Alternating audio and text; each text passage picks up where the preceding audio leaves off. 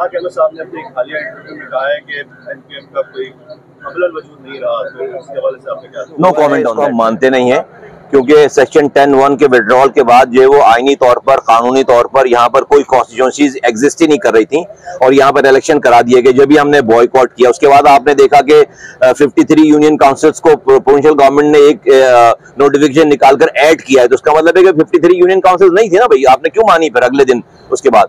तो ये तो हम इसको इलेक्शन ही नहीं मानते। और इस इलेक्शन में जो बंदर बाट हुआ है सारा, जिस तरीके से मेयर को बनाया गया है, सारी चीजें सबके सामने है, तो हम तो ना ये इलेक्शन नहीं मानते।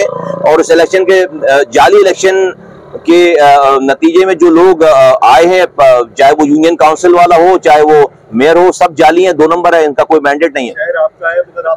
अच्छा देखिए, हम उनको तजावीज तो उनको दी जाती है ना कि जिनके पास कोई मैंडेट हो, कोई लीगैलिटी हो। हाँ, मैं ये जरूर शेयर कर देता हूँ शहरियों से कि देखिए,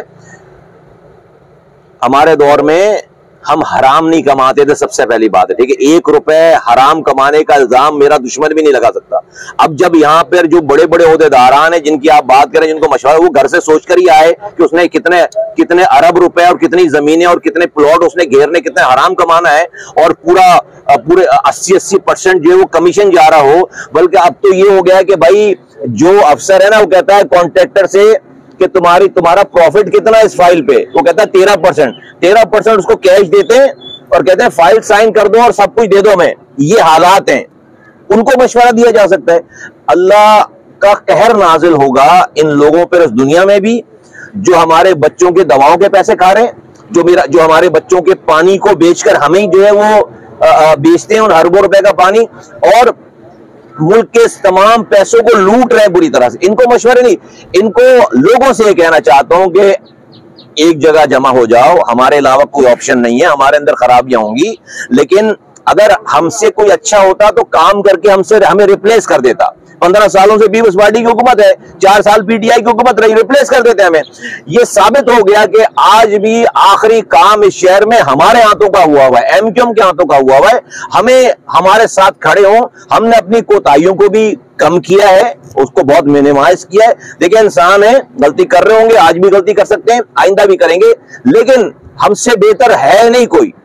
हमें जो है वो लोग सपोर्ट करें, इंशाअल्लाह ताला शहर को अगर कोई ठीक करेगा तो हम ही ठीक करेंगे। अच्छा मुस्तफा कमाल साहब, आप माने या ना माने, 4 साल के लिए तो मेयरशिप उनको मिल गई है, अब 4 साल के बाद पता चलेगा वो क्या करते हैं।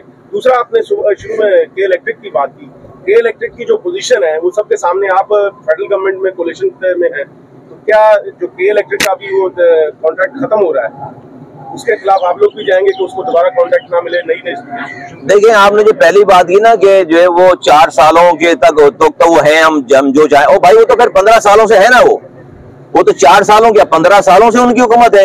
यही जो अभी मेयर बने वो पहले 2 साल एडमिनिस्ट्रेटर रह गए, जो भाई मेयर और एडमिनिस्ट्रेटर में क्या फर्क था? यही हुकूमत, यही सारी चीजें हैं, तो क्या उनकी कारकर्दगी है जो अब वो कर लेंगे? तो ये 4 साल का मसला नहीं है। जब तक पीपल्स पार्टी की सूबाई हुकूमत है और ये हुकूमत बना रहे हैं, ये हम जब भी तो कह रहे हैं कि भाई रियासत अब हमारा फैसला करे। इन्होंने हमें वो नहीं करना, हम तो कह रहे हैं रियासत से कि भाई अब ये इस निजाम के तहत ये मुल्क नहीं चल सकता, ये सूबा नहीं चल रहा। ये 3.25 हजार अरब रुपए कमा के देने वाले शहर को ये उसको पानी नहीं दे रहे, उसको बिजली नहीं दे रहे, उसको रोजगार नहीं दे रहे, तो ये कैसे चलेगा? ये 3 करोड़ के लोग इस तरह से खामोशी से जो है वो अपनी नस्ल को खुशी बर्दाश्त करेंगे? नहीं करेंगे। दूसरी बात, आप जो बात कर रहे हैं कि इलेक्ट्रिक के हवाले से हमारा, देखिए ये गलत फहमी है कि उनकी कोई वो होने, उनके पास ओनरशिप है इसकी, उनके ओनर चेंज हुए हैं, उनके इंटरनल ओनर चेंज हुए हैं, वो तो डेफिनेटली उसका किसी पॉलिटिकल पार्टी हुकूमत से उसका वास्ता नहीं है।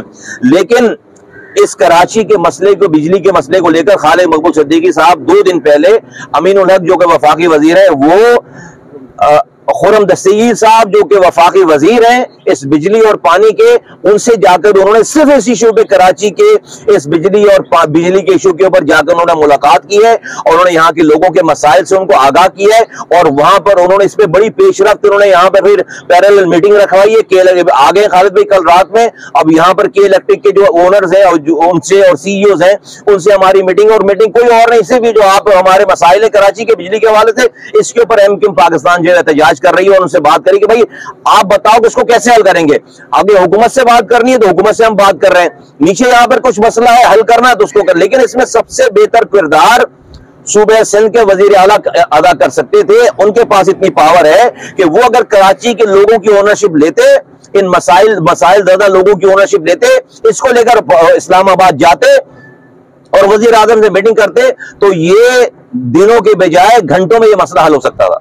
Thank you very much. आप भी माशाल्लाह 4 साल मेयर रहे हैं, तो एक मसला है कि अब तो मानसून शुरू हो रहा है, नालों में बड़े बड़े पत्थर निकलते हैं, लिहाफ निकलते हैं, ये कौन लोग हैं जो ये हरकत करते हैं? शहर को कोई नहीं निकलते लिहाफ यार, ये सब ड्रामेबाजियां हैं। कोई अभी रात कोई लिहाफ की तस्वीर आई है? कोई पत्थर तो भाई जाहिर सी बात है, जो ये रोजाना जो आप स्वीपर जो छोड़ते हैं, ये सारा कचरा, ये अगर आप इसको देखोगे नहीं, आप इससे हराम ले लोगे, आखिरी आधे महीने की तनख्वाहें ले लोगे और उन तनख्वाहों को लेकर जो ऊपर जमा कर दोगे, तो ये जो है वो सारा इस नालों में तो डालते हैं कचरा, जमा करके लेकर थोड़े जाते हैं। सारा नालों में ये जितनी सफाई थोड़ी बहुत हो रही है, वो कचरा उठाकर इन्हीं नालों में और ये कैचमेंट्स में डालते हैं। भाई पेन लेना पड़ता है। आप ये शहर ऐसे नहीं चल, दुनिया के 12 तेजी से तरक्की करने वाले शहरों में शामिल हो गया था।